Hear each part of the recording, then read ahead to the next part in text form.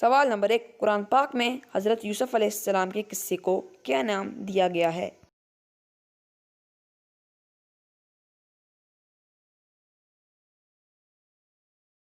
جواب نمبر 1، احسن القصص۔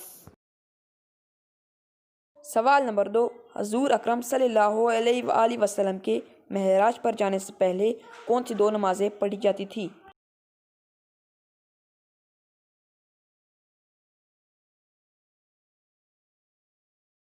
جواب نمبر 2، فجر اور عصر۔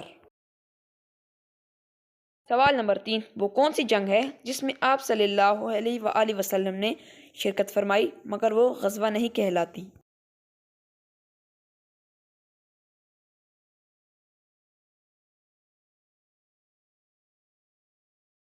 جواب نمبر 3، جنگ فجار۔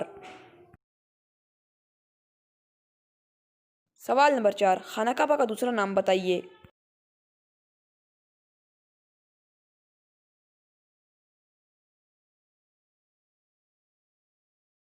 جواب نمبر 4، مسجد الحرام۔ سوال نمبر 5، آیت الکرسی قرآن پاک کی کس صورت میں آئی ہے؟